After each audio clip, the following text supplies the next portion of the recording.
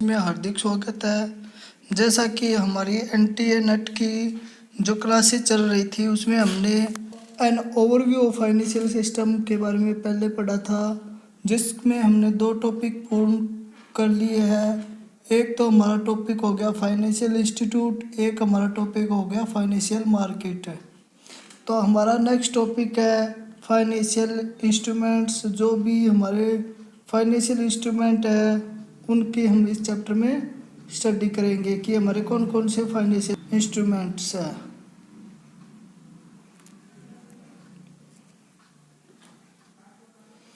तो सबसे पहले फाइनेंशियल इंस्ट्रूमेंट में जो है वो 2 तरह के इंस्ट्रूमेंट हमारे शामिल है, एक कैपिटल इंस्ट्रूमेंट एंड एक money market instrument. Capital market instrument and money market instruments.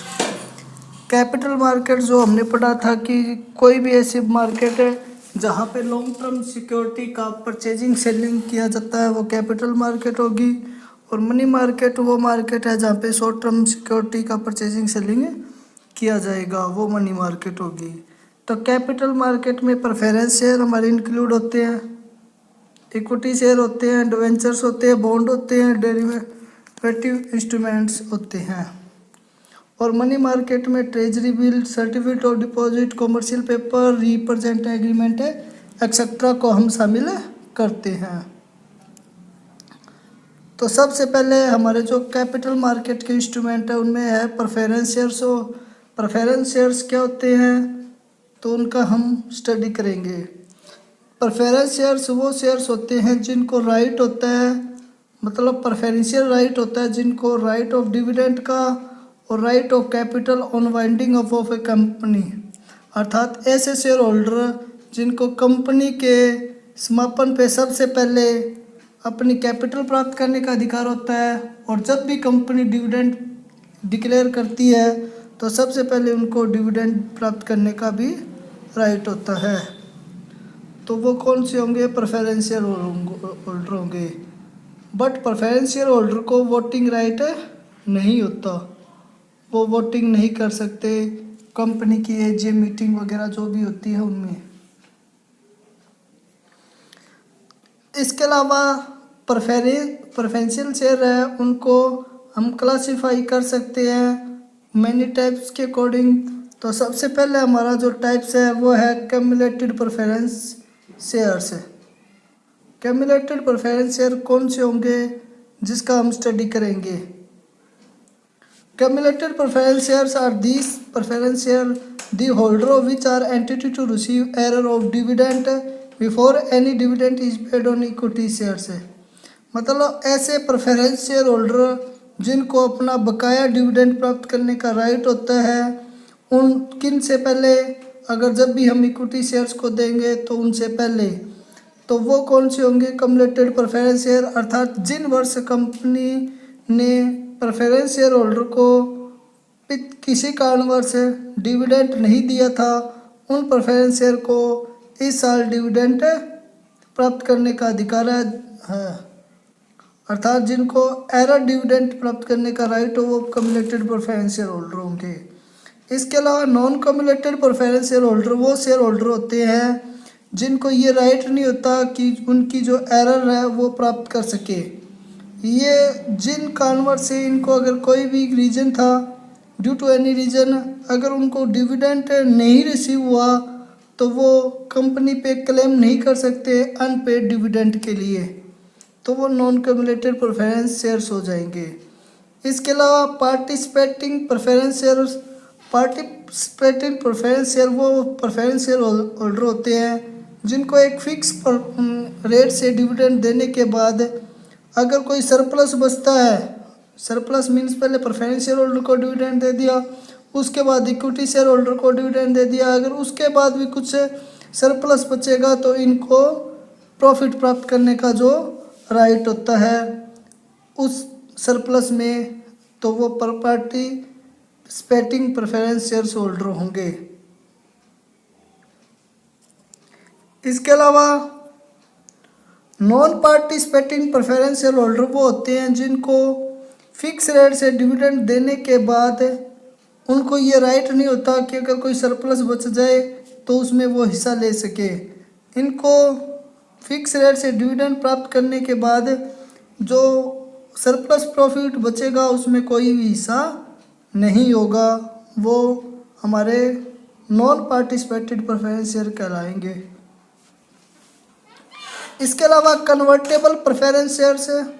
Convertible preference shares वो शेयर होल्डर होते हैं जिनको हम कन्वर्ट कर सकते हैं इक्विटी शेयर्स में, अर्थात उनको राइट होता है या ऑप्शन होता है कि वो अपने प्रेफरेंस शेयर को इक्विटी शेयर में कन्वर्ट कर ले, तो वो कन्वर्टेबल प्रेफरेंस शेयर्स होंगे। Non convertible preference shares, non convertible preference share वो होंगे जिनको हम कोई राइट या ऑप्शन नहीं होता कन्वर्ट करवाने के लिए कि वो अपने शेयर्स है वो इक्विटी शेयर में कन्वर्ट करवा सके, अर्थात ऐसे प्रेफरेंस शेयर्स होल्डर जो कि इक्विटी शेयर में कन्वर्ट नहीं हो सकते वो नॉन कन्वर्टेबल प्रेफरेंस शेयर्स कहलाएंगे। नेक्स्ट है redeemable preference shares. Are these preference shares the amount of which can be redeemed by company at a time specify their repayment और अर्लियर्स। मतलब ऐसे प्रेफरेंस शेयर होल्डर जिनको company एक specified time के बाद repayment कर सकती है उनकी जो अमाउंट है, तो वो कौन से होंगे? रिडीमेबल प्रेफरेंस शेयर्स होंगे, अर्थात जिनका कंपनी अपने जीवन काल में कभी भी भुगतान कर सकती है वो रिडीमेबल प्रेफरेंस शेयर्स होंगे। इरिडीमेबल प्रेफरेंस शेयर वो होल्डर होते हैं जिनको कंपनी रिफंड वापस नहीं कर सकती, अर्थात उनके जो कैपिटल है वो पे नहीं कर सकती जब तक कि कंपनी का वाइंडिंग अप ना हो जाए, अर्थात जब तक कंपनी वाउंड अप समाप्त ना हो जाए तब तक इनको जो रुपए हैं वो पेमेंट नहीं की जा सकती उनकी कैपिटल के। तो हमने प्रेफरेंस शेयर्स के टाइप पढ़ लिए, उनके क्या फीचर्स हैं वो है हमारा नेक्स्ट पार्ट। तो प्रेफरेंस शेयर होल्डर के जो फीचर्स हैं वो सबसे पहले रिडीमेबल प्रेफरेंस शेयर है, उनको रिडीमेबल किया जा सकता है, अर्थात जिनको पेमेंट की जा सकती है मैच्योरिटी पीरियड से पहले, तो ये क्या होंगे? प्रेफरेंस शेयर होल्डर होंगे, ये इनका फीचर्स है। फिक्स रेट ऑफ डिविडेंड है, प्रेफरेंस शेयर को एक फिक्स रेट से डिविडेंड भी दिया जाता है। इसके अलावा कन्वर्टेबल प्रेफरेंस शेयर होल्डर को एक ये फीचर्स है कि इनको कन्वर्ट किया जा सकता है, ठीक। अगर वो पार्टली कन्वर्टेबल है तो उनको पार्टली इक्विटी शेयर में कन्वर्ट किया जा सकता है, अगर वो फुली कन्वर्टेबल है तो उनको फुली इक्विटी शेयर में कन्वर्ट किया जा सकता है।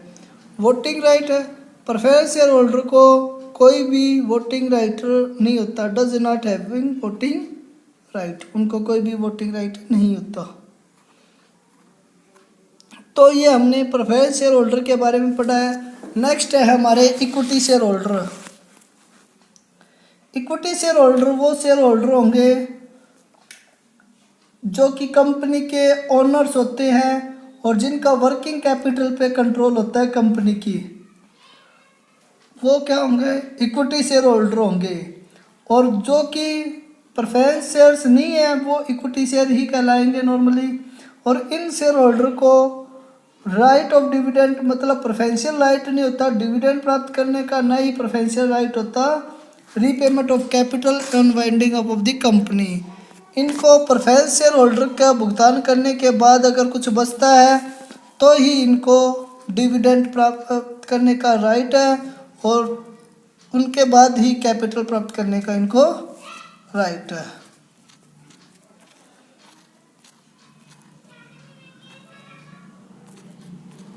इसके अलावा जो प्रेफरेंशियल शेयर्स की हमने पढ़ी थी फीचर्स, उसी तरह इक्विटी शेयर्स के भी कुछ फीचर्स हैं। सबसे पहले उनकी फीचर है परमानेंट कैपिटल। जो इक्विटी शेयर्स है वो एक लॉन्ग टर्म सोर्स है फंड का, और उनका जो रिडीमेबल और रिफंड है वो कंपनी के लिक्विडेशन पे ही किया जाता है, उससे पहले नहीं किया जाता। तो ये एक परमानेंट कैपिटल है। वोटिंग राइट, इनको वोटिंग राइट होता है, ये वो शेयर्स होल्डर होते हैं जो कंपनी की एजीएम मीटिंग के में पार्टिसिपेट कर सकते हैं और वोटिंग कर सकते हैं, और ये डायरेक्टर ऑडिटर को अपॉइंटिंग करते हैं। प्रीएम्प्टिव राइट, प्रीएम्प्टिव राइट का मतलब होता है जब भी कोई कंपनी नए शेयर इशू करेगी तो सबसे पहले इनको ऑफर किया जाता है पब्लिक से पहले कि वो उन शेयर्स को खरीद ले। अगर वो उनको खरीदते हैं तो वो एक फिक्स रेट पे या गिवन प्राइस पे वो खरीद सकते हैं उन शेयर्स को, तो वो कौन से हो गए? प्री एम्प्टिव राइट्स है। Limited liability, equity share holder होते हैं उनकी लायबिलिटी है वो लिमिटेड होती है, ठीक, जितने रुपए उन्होंने इन्वेस्ट किए वहां तक ही उनकी लायबिलिटी होगी। इसके अलावा नेक्स्ट है हमारा डिवेंचर्स है।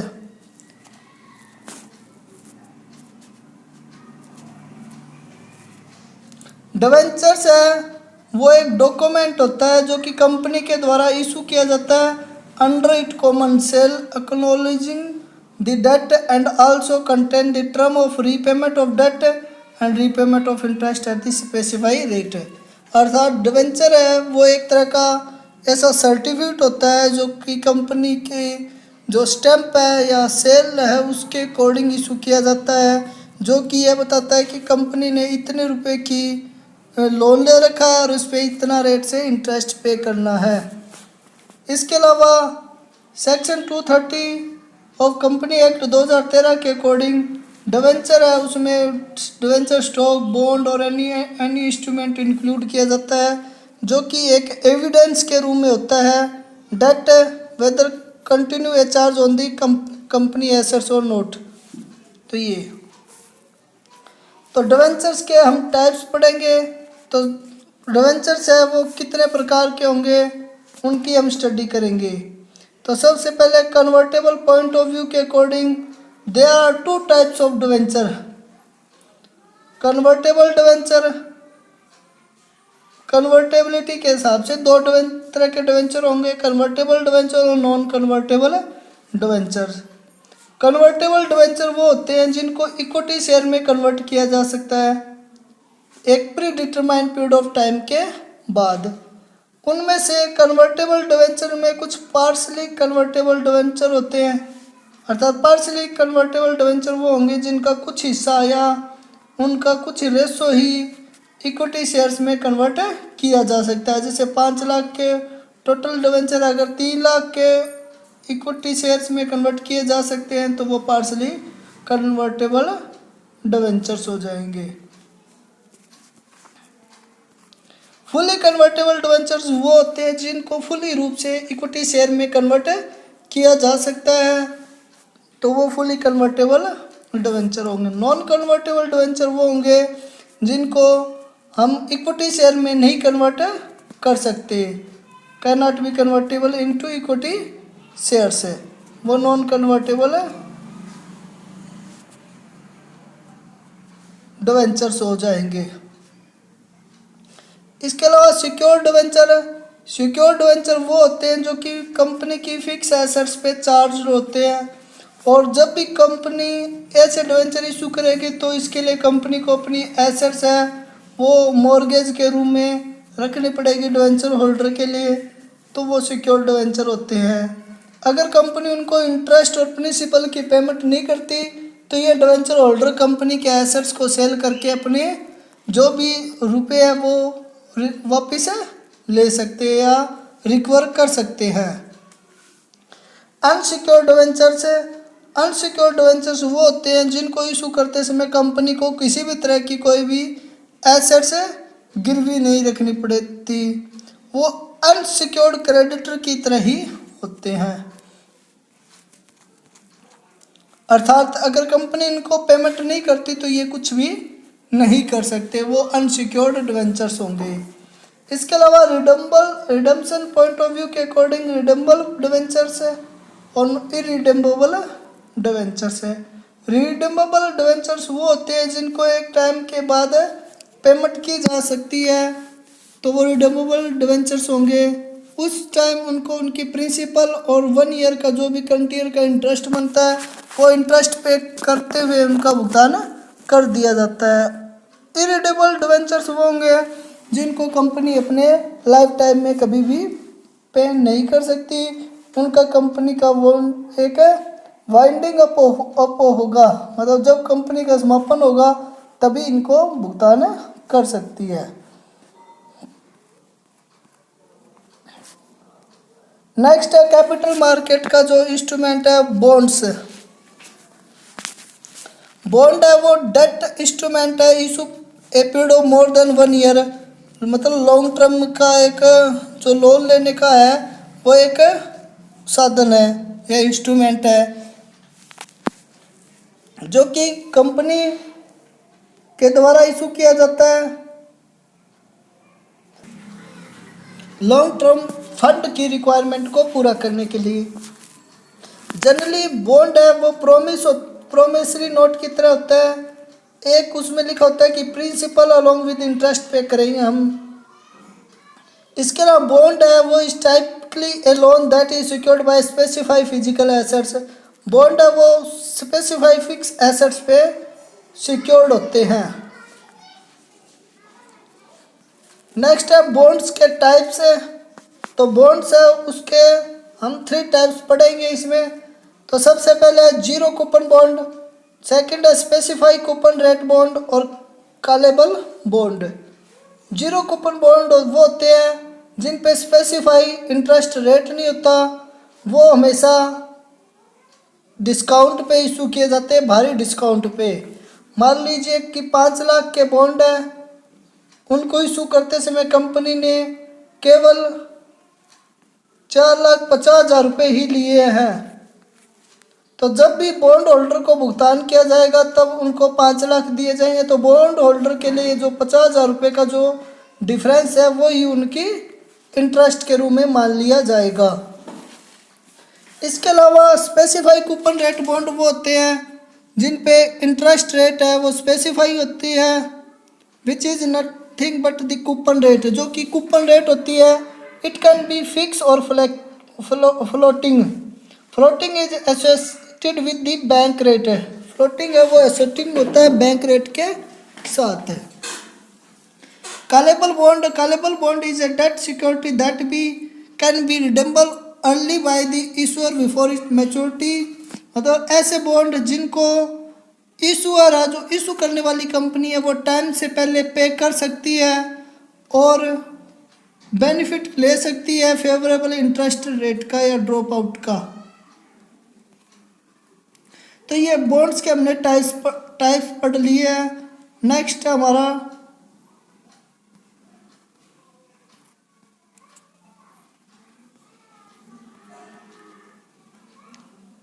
Derivative instruments. डेरिवेटिव इंस्ट्रूमेंट में फ्यूचर्स इंस्ट्रूमेंट है, फॉरवर्ड इंस्ट्रूमेंट है, ऑप्शनल और स्वैप ये इंक्लूड होते हैं। ए फ्यूचर कॉन्ट्रैक्ट वो एक लीगल एग्रीमेंट होता है बायर्स और सेलर के बीच। कोई भी कमोडिटी या कोई भी एसेट्स या सिक्योरिटी को प्री डिटरमाइंड प्राइस पे और स्पेसिफाइड टाइम पे इन फ्यूचर में परचेज करने के लिए या सेल करने के लिए। मतलब फ्यूचर कॉन्ट्रैक्ट वो कॉन्ट्रैक्ट है जिसमें जो पार्टिसिपेटेड होते हैं या जो परचेज या सेल करने वाले होते हैं वो किसी भी सिक्योरिटी एसेट्स को फिक्स प्राइस पे और एक स्पेसिफाइड टाइम पे फ्यूचर में परचेज करेंगे, वो फ्यूचर कॉन्ट्रैक्ट होगा। फॉरवर्ड कॉन्ट्रैक्ट 2 पार्टी के बीच में होता है, बायर्स एंड सेलर के बीच में, एक एसेट्स को स्पेसिफाइड पॉइंट ऑफ टाइम पे खरीदने के लिए इन फ्यूचर। मतलब उनको पॉइंट ऑफ टाइम होगा बट उस पर प्राइस नहीं डिटरमाइन होगा पहले से। पॉइंट ऑफ टाइम तो स्पेसिफाई होगा कि इससे टाइम हम खरीद लेंगे, पर उस पर स्पेसिफाई प्राइस नहीं होगा, वो फॉरवर्ड कॉन्ट्रैक्ट होगा। ऑप्शनल में क्या होता है कि contract that given one party the right but not the obligation to perform a specified transaction with another party, कि राइट होता है कि वो दूसरी पार्टी के साथ ट्रांजैक्शन कर सके, बट उसके लिए कोई ऑब्लिगेशन नहीं है कि वो उसके लिए ट्रांजैक्शन करे ही करे। Swap, a financial swap is derivative contract which one party exchange और स्वैप द कैश फ्लो और value of asset to another. मतलब जिसमें एक पार्टी है वो कैश फ्लो या वैल्यू ऑफ एसेट्स को दूसरी के साथ चेंज कर लेती है, वो स्वैप होगा या एक्सचेंज कर लेती है। तो ये हमने कैपिटल मार्केट के इंस्ट्रूमेंट पढ़ लिए। नेक्स्ट हमारे इंस्ट्रूमेंट है मनी मार्केट के, जिनकी हम स्टडी करेंगे। तो मनी मार्केट के इंस्ट्रूमेंट में कौन कौन से इंस्ट्रूमेंट आएंगे जिनकी हम स्टडी करेंगे? तो सबसे पहले ट्रेजरी बिल।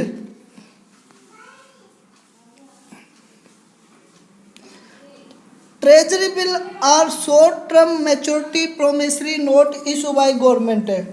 ट्रेजरी बिल एक short term maturity promise note होता है जो कि गवर्नमेंट के द्वारा इशू किया जाता है। They are issue with 3 month, 6 month and 1 year maturity. ये 3 महीने, 6 महीने और 1 साल के मैच्योरिटी पीरियड के बेस पे इशू किए जाते हैं। और they are purchase for a price that is less than their face value. ये फेस वैल्यू से कम पे खरीदे जाते हैं और जब इनकी मैच्योरिटी आती है तो इनको गवर्नमेंट पे करती है, फुली पेमेंट है। मान लीजिए कि 5 लाख के ट्रेजरी बिल है, अज्यूम करके चलते हैं हम, तो जब भी कंपनी इनको इशू करेगी तो वो उनको भारी डिस्काउंट पे इशू करेगी, पर जब इनकी पेमेंट की जाती है तो वो उनको फुली पेमेंट की जाती है। तो ये ट्रेजरी बिल होंगे। आजकल के जो गवर्नमेंट नॉर्मली रूप से जो ट्रेजरी बिल है वो इशू करती है, वो 3 तरह के ट्रेजरी बिल इशू कर रही है गवर्नमेंट। 91 डेज के, 182 डेज के, 364 डेज के। गवर्नमेंट के द्वारा 3 तरह के ट्रेजरी बिल ही इशू किए जा रहे हैं आजकल। तो ये ट्रेजरी बिल के बारे में हमने पढ़ा है। इसके अलावा जो हमारा नेक्स्ट इंस्ट्रूमेंट है वो है सर्टिफिकेट ऑफ डिपॉजिट है, जिसको शॉर्ट में सीडी बोलते हैं, certificate of deposit. Certificate of deposit क्या होगा? A CD is deposit receipt for money which is deposit with a financial organization और बैंक है। CD है वो एक डिपॉजिट रिसिप्ट होता है जो कि डिपॉजिटर ने किसी ऑर्गेनाइजेशन, फाइनेंशियल ऑर्गेनाइजेशन या बैंक में जमा करवाई है। उसी तरह However, CD is different from FD। जैसे हम FD करवाते हैं उसी तरह CD होता है, पर दोनों एक दूसरे से अलग है। दोनों में अंतर होने का क्या कारण है? तो दोनों में अंतर होने का मेन रीज़न है, सबसे पहला अंतर है कि FD और CD में कि FD है वो स्मॉल अमाउंट के लिए इशू किए जाते हैं, जबकि CD है वो लार्ज सम ऑफ मनी के लिए इशू किए जाते हैं। और सेकंड है कि CD है वो नेगोटिएबल इंस्ट्रूमेंट है, अर्थात जिसको एक व्यक्ति से दूसरे व्यक्ति तक ट्रांसफ़र किया जा सकता है। FD है जिसके नाम से FD करवाई है केवल वो ही उसका यूज कर सकता है। जो फर्स्ट CD है वो अनाउंस कर दी गई RBI के द्वारा 1989 में, अर्थात 1989 में। Higher interest rate, treasury bill जो इंटरेस्ट रेट होता है ट्रेजरी बिल से और टर्म ऑफ डिपॉजिट पे इस पे ज़्यादा होता है। CD है वो इशू किए जाते हैं बैंक के द्वारा 91 डेज से ऊपर, 1 ईयर, 3 मंथ, 6 मंथ और 12 मंथ। या नेक्स्ट है हमारा कॉमर्शियल पेपर है। कॉमर्शियल पेपर है वो एक तरह का negotiable short term unsecured promissory note है विद फिक्स मैच्योरिटी के लिए। इसके अलावा only company with high credit rating है वो ही कॉमर्शियल पेपर को इशू कर सकती है। कॉमर्शियल पेपर है वो 1 डे से 270 डेज तक का हो सकता है। इन शॉर्ट कॉमर्शियल पेपर है वो उन्हीं कंपनी के द्वारा इशू किया जाता है जिनकी क्रेडिट रेटिंग हाई होगी और वो 1 दिन से लेकर 270 दिन के लिए इशू किया जाता है। और एक नेगोटेबल इंस्ट्रूमेंट होता है जिसको एक व्यक्ति से दूसरे तक ट्रांसफर किया जा सकता है, और ये अनसिक्योर्ड प्रोमिसरी नोट है एक तरह का। नेक्स्ट है रिप्रेजेंट एग्रीमेंट। रिप्रेजेंट एग्रीमेंट है वो form of overnight borrowing and is use by these who deal in government security. ये उनके लिए यूजफुल है जो कि गवर्नमेंट सिक्योरिटी में डीलिंग करते हैं। They are usually very short term represent agreement है। ये रिप्रेजेंट का थोड़े टाइम के लिए एग्रीमेंट होता है और ये 1 डे से 30 डेज के लिए हो सकता है।